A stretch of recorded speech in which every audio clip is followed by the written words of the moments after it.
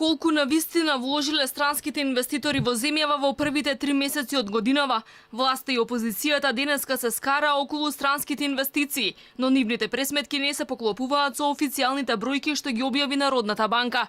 Таа објави дека странците вложиле 29,68 милиони евра во првиот квартал. 173 милиони биле сопственички капитал и реинвестирана добивка, но затоа пак повратните вложувања изнесувале 127 милиони евра за само 3 месеци. Од опозицијата обвинуваат дека ова е најлош прилив на странски инвестиции во последните 10 години. Тие пресметеле 21,6 милиони евра во првиот квартал. Нови инвестиции речиси и да немало, а неретко фирмите ги повлекувале парите во своите матични компании во странство. Лидерот на ВМРО ДПМН повторно потенцираше дека историски најголемиот обем на странски инвестиции лани бил нереален и резултат на реинвестираната добивка на веќе присутните компании во земјава. Имало одлив на капиталот од директните странски инвестиции во износ од 300.000 евра.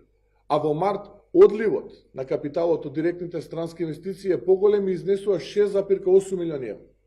Дополнително, доколку го споредиме овој квартал со кварталите од изминатите 10 години, странските директни инвестиции во првиот квартал од 2019 се убедливо најниски.